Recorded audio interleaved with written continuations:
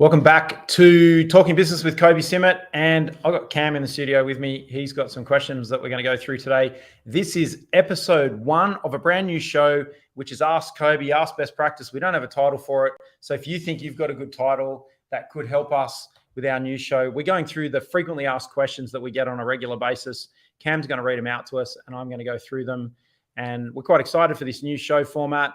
I've kind of exhausted all of the ideas of different things to talk about that I want to talk about. So today we're going to be talking about what you want to talk about. So if you have got questions, if you're new to the best practice environment, the best practice network, the Kobi Simmat network, you're seeing the socials and you have got questions, then we're live this time every week regardless. So week in, week out, we're here unless there's something else happening. So same time, same place every week. So whatever time this is in your calendar, in your diary, in your time zone globally, then we're going to be here for you to ask questions. I've got some dashboards in front of me for a couple of different platforms. We're live on LinkedIn, we're live on YouTube, and I can see the comments. So if you have got any questions or if you have got any comments, please let me know, and I'll have a look at both those dashboards as we go. So let me know. It's always really exciting for us here at Best Practice. We're here in the studio, but to let us know where in the world you are watching from. We've got a great global audience, and it's really exciting, and it's quite inspiring for me to know where everyone else is in the world. So Cam helps us in the studio on a regular basis. He's with me today. He's going to go through some of the questions so we can answer them. So take it away. What have we got? Okay, first question. What are some of the biggest mistakes businesses make when they're growing? I think the biggest mistake that fundamentally businesses make when they're growing, so you could be like a 1-person, 2-person, 3-person business, is wearing busy as a badge of honor instead of focusing on profit. And so you kind of think, oh, I'm a startup and I'm going to go and raise capital, or I'm an entrepreneur, I'm going to get really busy. We all fall into this trap of kind of doing reactive things and being reactive. And I think the number one business mistake that people make is not focusing on profit right at the very beginning. And I made that mistake. And then the second element is being reactive and not, say, for example, how can we avoid being reactive is just kind of showing up and opening your computer at the time you start your day and saying, okay, what's in my email, and responding to emails. Well, didn't you finish your day checking email? And then you go to sleep and then you wake up the next morning and you start checking email again, or you check social media. Well, why would all of a sudden other people be doing things at night? So you're letting the world kind of control what you're doing. So be proactive, and proactive is don't check your email till midday. I generally, on most days of the week, don't check my email or go through and reply to my emails till maybe 7 or 8 or 9 o'clock at night. So I leave it's the very last thing I do, not the very first thing I do. I try and avoid, and I'm not the best at this. I'm getting better. I try and avoid social media until maybe 9 or 10 o'clock in the morning. Obviously, we're posting content, and I'm looking at how the content that we produced went overnight. But be in control of your own destiny. So think about what your goal is, and then think about where you want to be and where you picture yourself, and map your actions against that. And for a lot of people, when I look at them, they say, oh, I'm going to take over the world. I'm going to have this big business. I'm going to do all this great stuff. But their actions don't map against their aspirations. Yeah. You with me? Yep. So that's my answer. Yeah, I think it's really a good point. A lot of people, well, most people will wake up, and because their phone serves as their alarm, the first thing they do is grab their phone, turn their alarm off, and then they find themselves scrolling through social media, and it's just not the most productive way to start a day, and it gets you into some bad habits. Absolutely. So that's a good point. Cool. Next question. Where is the balance between systems and creativity? Yeah, that's a good one. So the context of where's the balance between systems and creativity. So if you think about a company, and we're talking businesses, and they create policies and procedures and systems to follow, that there's a perception that can create rigidity, and you don't have the flexibility to be creative. Well, I would argue that it actually does give you the ability to be creative, because at the end of the day, what's the problem you're trying to solve and what are you trying to achieve? And with perfect practice, you get perfect performance. So you've got to keep practicing. So it's got to be trial, error, trial, error, trial, error. But when you figure out something that works and you've got a metric where you're measuring success and you're starting to get results, don't you want to keep doing it the same way, or training more people to do it the same way because it guarantees a result? So if there's a way to do something that guarantees the right outcome, the right result, you want to be doing that over and over again. Absolutely. And so people are like, but I don't want to be pinned down. Like, okay, so you as a human need to be doing a job where you're doing something different all of the time, not a process job, if that makes sense. So once you have a winning formula that you can follow, then you can start improving that formula to get even better results. Not just keep creating chaos and doing it randomly. You will just waste hundreds of thousands of dollars in that process. So that's the intersection between creativity and systems. Great. How do you know when it's the right time to scale your business? The right time to scale your business is always now. If you're not growing, you're dying. So if you think about gardening and landscaping, plants in your garden, they're always growing. And so they're in theory in scaling. So you want to ask this question, change the word from scale to capacity. When is the right time to increase the capacity of your business? So if you can see demand coming and it's not here yet, but you can guarantee that it's going to arrive, you want to be ready with capacity. Yep. And so, for example, if it's midday, it's intermission of a movie or intermission of a show that you go to see, then you want to make sure all the bartenders are standing at the bar ready, because everybody's going to come out for 1 hour, for half an hour, at intermission of the show, and then they're going to go back inside, and it's going to be busy. It's going to be nothing, ridiculously busy, and then nothing. And so you want to have the capacity. Or like roads, for example, like a lot of like highways, it might be a 5-lane highway, and that's there for the peak hour. It's capacity for the peak hour, but it's not. So then the question is, when's the right time to scale your business? You should always be scaling, or you should always be growing, but you want to be, don't build demand. So that's the other the biggest, most expensive mistake I've ever made in business is increasing my capacity when I had no demand. So think about if people are saying, when should I scale my business? Ask the question, do you need more capacity? When will you need more capacity? And have your capacity increase arrive just before the demand, not too early. Because I went and hired 10 people at one point in time, and I went all really crazy because we had money in the bank, but then I didn't have the work for those people to do. And so I had too much capacity. Right, gotcha. What sales people or influencers do you listen to, and what traits do you think make a good salesperson? From a sales perspective, there's a couple of people that I follow or consume their content. One person that's probably influenced me the most is Brian Tracy, and he's got a couple of great little books, Sales Management, Sales Success, little tiny workbooks. Yep. I think they've all been pinched out of our library. And then the other person I follow is Tim Ferriss. And so I think, there's plenty of other people. There's some great sales books. I like, Way of the Wolf by Jordan Belfort. I like Sell or Be Sold by Grant Cardone.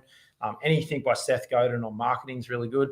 But Tim Ferriss, is by and large with his book, Tribe of Mentors, Tools of Titans. They're fantastic books. They are people. So in 2022, the person I'm following most closely is Tim Ferriss. Great. Here's a management system based question. Can an internal auditor go freelance or open his own consulting company? Yeah, 100%. So this is, more of our technical audience who are into systems and process and business analytics. If you're somebody who's an internal auditor and you're thinking about maybe going and working for yourself, being maybe a contractor, 100%. That's one of the small services I started when I started my business in 2004. I was a contract, internal auditor, if you like, or now you'd call them a business analyst. If you are somebody who's watching this and you are like an internal auditor, have a look at some of the business analyst certifications and training that you can do, or even the business coaching course that we've got on our online platform. That's where it's going. So you will be in demand in 12 to 24 months time with that title, because entrepreneurs and business owners are looking for people to come in. Like, we're building businesses, but there needs to be a cleanup and an efficiency and a process improvement happening behind us because we're out the front. We need to have someone coming through and like cleaning up the mechanicals. Like, we're building, growing, running forward. Having somebody like that come along behind us and help would be fantastic. So yes, absolutely. You can go out and start your own business. You can start freelancing. If you did 1 day a fortnight, you only need, say, maybe 8 or 10 clients. Great. So knowing what you know now, is there anything you would have done differently when you were first starting out in business? Yeah, lots. I think the first thing I would have done is not start when I started. I started when I was 26 years old, and I was dumb and stupid, and I should have worked for someone for a little bit longer so I could work out how companies run and learn about people. But the role model I had to follow was my dad, and he ran a business from when he was mid-20s. So I kind of followed in my dad's footsteps. Different industry, different work, but same business. So I would do that differently. I think the other thing too is I wore busy as a badge of honor. You go out to dinner with people and they would say, how's your business going? I go, we've got 30 people and we've got, X number of millions of dollars worth of revenue. Like, wow, that's amazing. You're so successful. But behind closed doors, there was no profit. And so, I would be basically from day one focusing on profitability, because businesses are valued on profit first and foremost. Other things are importantly, but profit. And so your business valuation, your financial success, all that kind of stuff, I would be more focused on profit. Great. What advice would you give to someone who is trying to become an entrepreneur? Be entrepreneurial. Like it's like, I want to be an entrepreneur. I think it's amazing. So that means go and buy a set of Converse and some ripped jeans and wear a t-shirt and go and sit in a coffee shop with a laptop. That's not the life of an entrepreneur. Be entrepreneurial.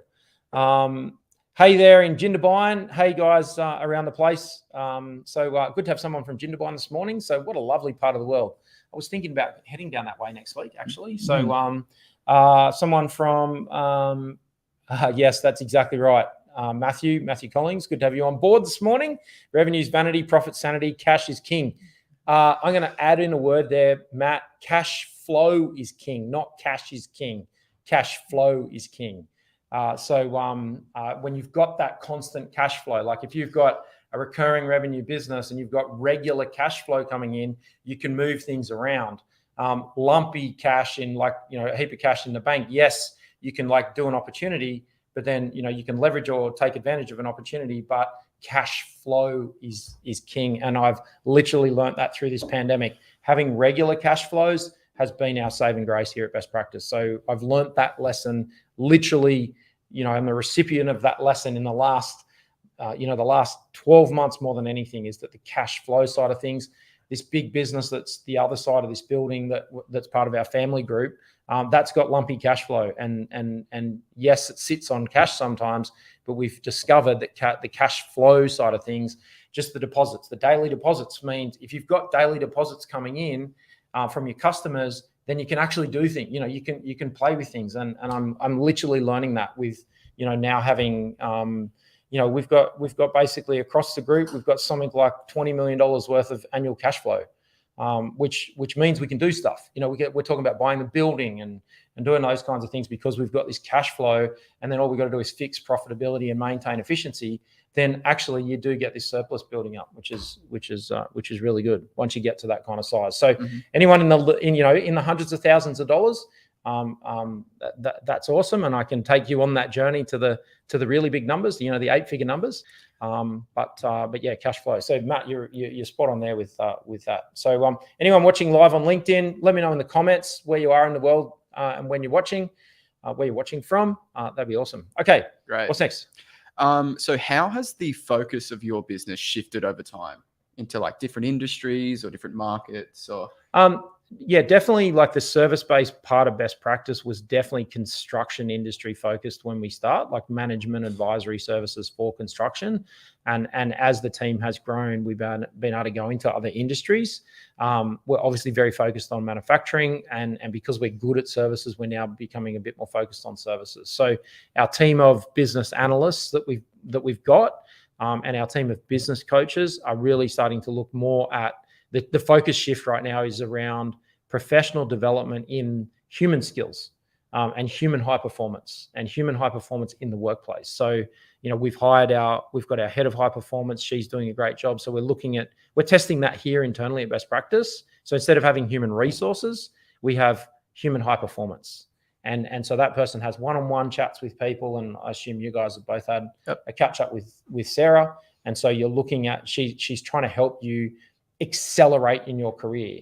And so that becomes a key. One of the perks of working at Best Practice is you get this high performance coaching. Yeah. Career high performance. It's not a career counselor. It's a high performance coach for high performance inside the business. Yeah, absolutely. It's fantastic to have somebody to, check in with you every month or so and just, ask you what's on your mind. And so you can just, maybe share some ideas about what's best for your development, and then maybe she can share some ideas about what she thinks. So yeah, it's been really helpful for us at Best Practice. How do you handle the stress? This is next question. How do you handle the stress that comes with responsibility? The responsibility of, being the head of a company like Best Practice. I can't say I notice it. I think good. probably, yeah. Look, I think that there's definitely stressful situations, but I start with, there's 4 values I think which are really important, which, I can to kind of answer the question is trying to live and breathe the values. So the first value in the business is about being progressive. Yeah. So not trying to be a laggard, but trying to be progressive and think about problems and solve problems and understand challenges. Mm-hmm. The next one's about being friendly. So I think if you take a friendly perspective to any situation, then it's going to give you a better lens, a lens with love, than argy-bargy competitiveness, kinds of things. The next one is empowering. So in terms of handling the responsibility, actually, the reason why I don't notice it is because I delegate all of it. So I give people a chance to get experience in their career. Like if I micromanage everything and keep trying to do everything myself and have this mindset that I'm the best at solving everything and the best problem solver, best technician, best at every part of the business, then why bother hiring people? Like just suck up your ego and deliver it. Or, we talk about, that if you stand on the shoulders of giants. So if you can empower people to do their job, get better at it and get experience, then you can kind of back off and you can have a bit of freedom, business freedom. Mm-hmm. And then the final one is empathizing. So, how do I handle that responsibility is, if I'm having a tough time with somebody, then trying to empathize with them and saying, okay, well, what's going on with you? What's on your mind? And what else is on your mind? And knowing that, delegating to people and helping people go forward. So we've got some people watching from Thailand. So Daniel, great to have you from Thailand this morning. Awesome. And hey guys, we've got someone watching from Cairns. So we've got people from all over the world, which is amazing. So I love hearing where everybody's watching from. So we just have the dashboard refresh itself so I can see the LinkedIn comments now. So great to have everybody on board from on LinkedIn and also live on YouTube. Both these platforms will leave the video behind. So if I've said anything in any of these videos, please tag someone in the comments that needs to hear it or hit that share button on YouTube. So if you are not following us on YouTube, please jump on the YouTube channel, Best Practice TV. We are going to be adding some more videos to the Kobi Simmat YouTube channel. We're going to start building that out, see the behind the scenes, what's happening just in my life, less about best practice and a bit more about what I'm doing. So if you want to follow me more closely, make sure you're following me on Instagram, and then you can go and check out the YouTube channel as we build it out. But the Best Practice YouTube channel's got quite big, so we're going to do a bit more Kobi Simmat kind of stuff. You could be one of the first 50 subscribers. I think there's only about 30 subscribers over there at the moment, but that's something that we're building out, and we're going to start going with that. So, okay, next one. What should you focus on first for business growth? I think I probably need a little bit more context around that question in terms of what you should focus on. But again, it comes back to that capacity question. So don't overbake your capacity. And I've made some really big mistakes in the past where I've rented a really big office that we didn't need. And I did it too early. Or I've hired people too early, and I've burnt my working capital, and I've used up some of my surplus cash flow on capacity when I should have used it to increase demand. Yeah. So what happens now is we spend more time and more money trying to increase demand for our services, and then we can quickly build capacity. So we can meet that demand. Okay, this is the last question. How did you win over your first customers or first investors or first business partners? Just by being handsome. Look, I think I've had a natural talent, with this context of empathy, to be really asking questions and being curious about what someone else is trying to achieve. Yeah. What are their goals? What are they trying to do? And I'm naturally a helpful person. Like I spent, Saturday afternoon, on the weekend volunteering, doing, rubbish trash loads to the dump for a community club. So, they were trying to solve a problem. I was like, hey, don't worry about it. I'll go and get, some equipment from work, and I'll bring that down and I'll solve their problem for them. So, I won a volunteer award earlier this year for being, a volunteer in an organization. So I think how you win people over is stop focusing on yourself, just focus on them and helping. When you help people to achieve their goals, you become very valuable. There is a question on YouTube from Perth. So Hello, 12th Seahorse. Good to have you back. How important is it to have a mathematical mindset? Look, I think it's as equally important to have a mathematical mindset as it is to have emotional intelligence. I have the fortune of having a very mathematical, statistical mind. When I studied statistics in my university degree, I got high distinctions all the way through first, second, third year statistics in my degree. So when I look at statistical parameters and numbers and metrics in a business, then I find that very easy. And the emotional intelligence stuff I've had to learn. It doesn't help that I'm just a male. So I think that it is important to have a mathematical mindset. But I think in business, one of the really important things that I want you guys to be focusing on is, remember, it's about exchange. So team members collect money in the form of pay or salary or wages each week or each month or each day. And the business is asking for some form of productivity in return for that. So every single person in an organization that is collecting money and taking it home, like you guys, whether it's wages or salaries or however, or dividends, you are doing some kind of productivity. Now, my productivity is coaching people. So it's time spent coaching and leading people, coming up with vision and mission and steering us in the right direction. Yours might be numbers of videos. Yours might be numbers of podcasts. Gretel out there is a number of closed deals. I can see Vanessa. She's got productivity around the whole productivity of the marketing team in terms of numbers of leads. So, it's not an absolute rule, but you want to make sure that everybody who is sitting in a seat in your business or standing up at a workstation or wherever they're placed in the business understands and has visibility around their production of what, it could be sales, it could be marketing, it could be physical product or service, it could be finance. We have somebody who is in accounts receivable, and she has a daily target or weekly target of cash collected. Mm-hmm. And if we can't get a result there, we might say, well, we know you need to make X amount of phone calls, because we know that we can start looking at the averages. If she makes 100 phone calls a week, then we know we're going to collect $100,000, for example. Yeah. And she might not get through to people. She might leave messages, but just the production of making the calls, then we can keep, they can keep getting a result. And the other thing too is then those people who, we have A players, B players, and C players in an organization. So you want to celebrate and reward your A players. You want to coach your B players up to be A players, and you want to fire your C players.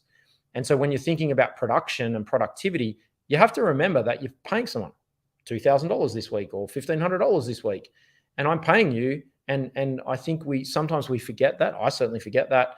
And I treat them like people and like friends, but I forget to say, no, hang on a minute. I need $1,500 worth of production out of you this week, or whatever the task might be. And that's the importance of having a mathematical mindset for our viewer over in Perth, that you want to be making sure everyone's got a number. And if it's difficult to identify that number, reach out to me. Give me a bit of context. I'll give you the number that you need for the person. And then you can work from that. I'll at least steer you in the right direction. Yeah. That's what I'm very good at. So anyone that's watching right now, if you don't have a number, or your team, each individual team member doesn't have a number that they can put on a dashboard to track their own productivity, then I can help with that. So reach out to me and let me know. Matt over there on YouTube, most A players leave because leadership doesn't deal with C players. 100%, absolutely agree. You've got to fire your C players. And the great statement for you, Matt, and that's a great statement, thank you very much, is hiring is guessing and firing is knowing. Hiring is guessing, firing is knowing. And so you've got to fail fast. You've got to move quickly.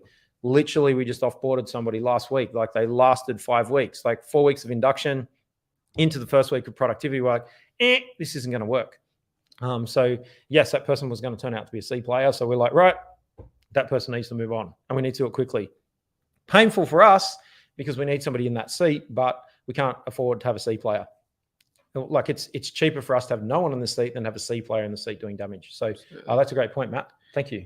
Going back to the productivity sort of point, what would be some tips that you would give just someone in an organization going to work every day, to get the most productivity out of the day, to the habits that you would establish, or the advice you give to them to be the most productive that they can be? Yeah, look, I've been saying this a lot lately.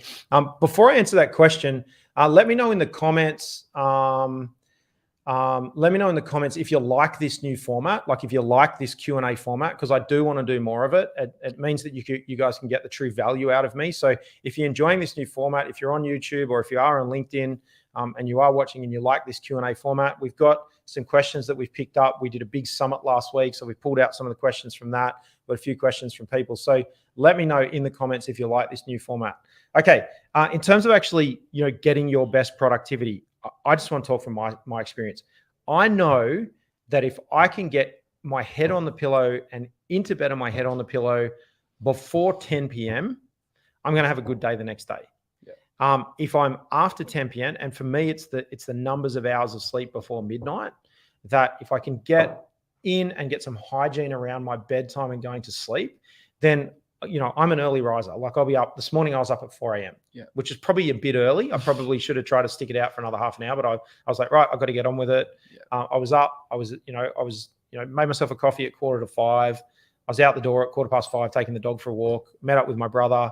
We went for an 8-kilometer walk, and then obviously made our way back up to work. And he's in his office, and I'm in my office. But we got to have a 2-hour conversation about some really big issues that we're trying to solve with the business. So I think.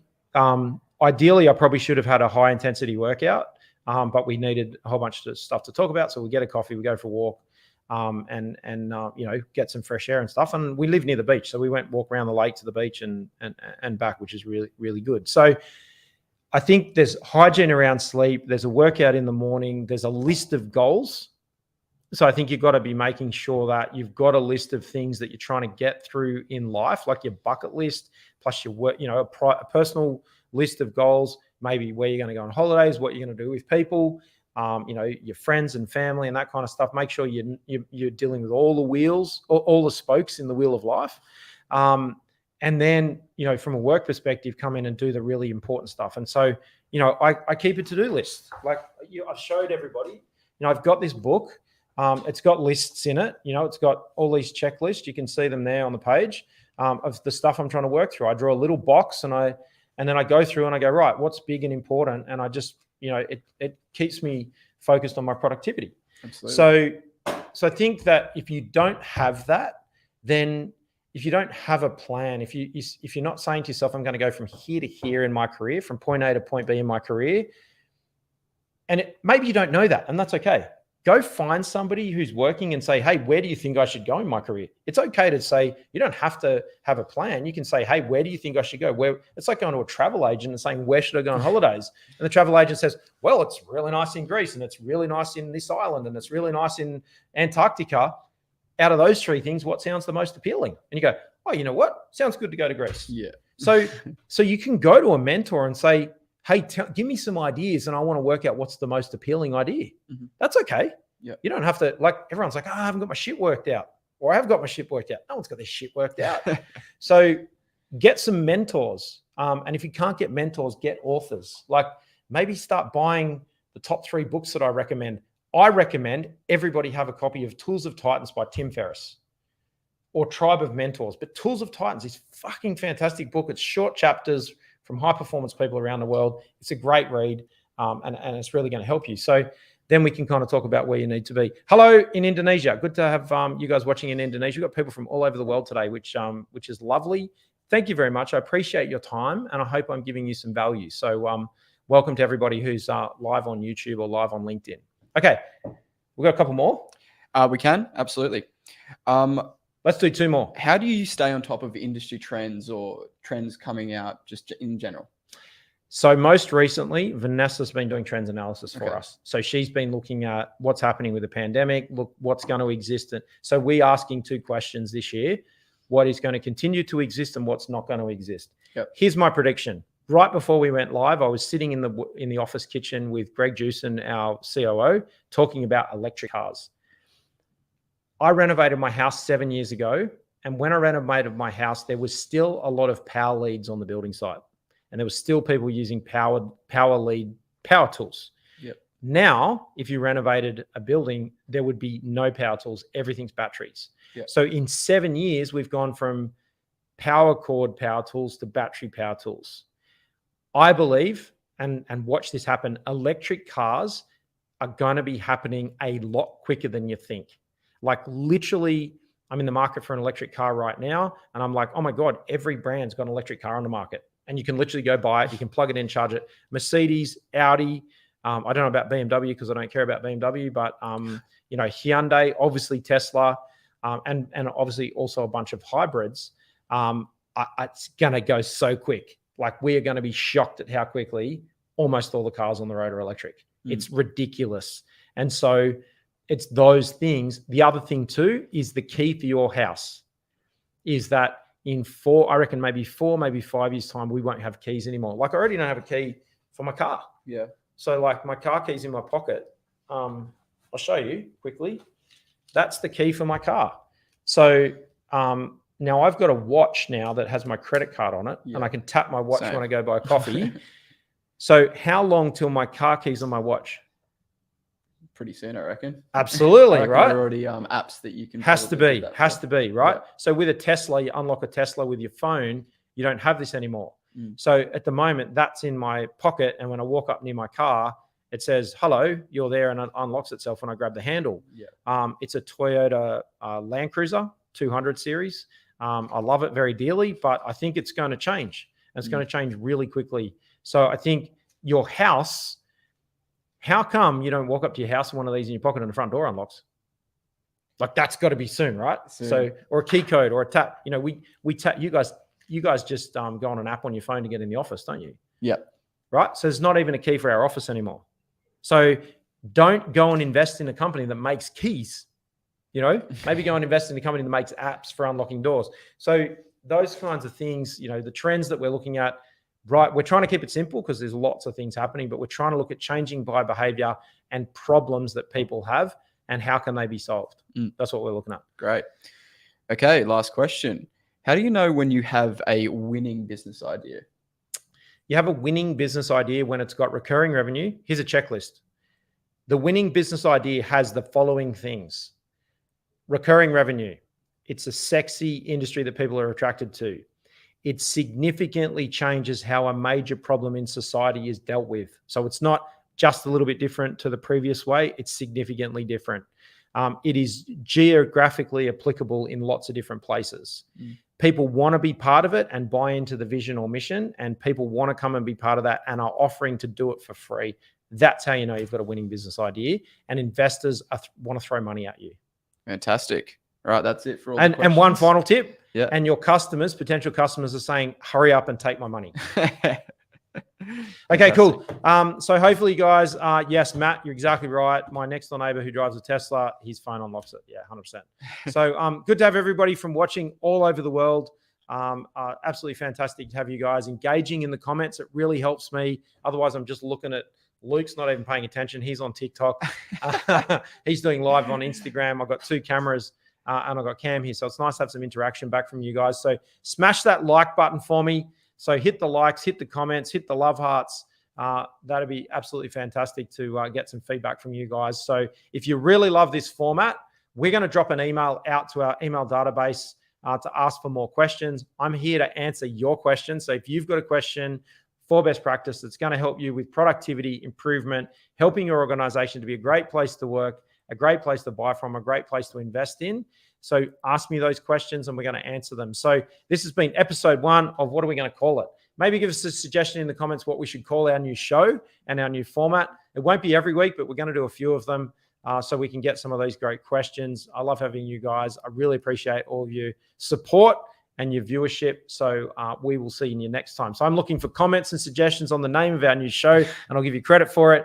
We're looking for more questions. We're back live, same time, same place, every week, right here at whatever this time is in your time zone on Best Practice TV. I'm Kobi Simmat. If you don't see me on LinkedIn, if you don't see me on Twitter, you'll definitely see me on Instagram or right here on YouTube. This has been Cam Curry helping me here in the studio. Luke Antrim's behind the camera, operating the dashboard. You're going to hear this on our podcast platform, so your favorite podcast platform. We're pulling a lot of the audio from our videos. 2 amazing podcasts went up last week, which were my presentations at the Buy, Grow, Sell Summit. So if you haven't checked that out, have a listen to those recordings on Kobi Simmat on your Talking Business with Kobi Simmat on your favorite podcast platform. Let me know in the comments what you like. Let me know in the comments what you're not enjoying. Let me know in the comments what you want more of. And we'll see you right here next time on Best Practice TV. Bye for now. Thanks, Cam. Bye for now.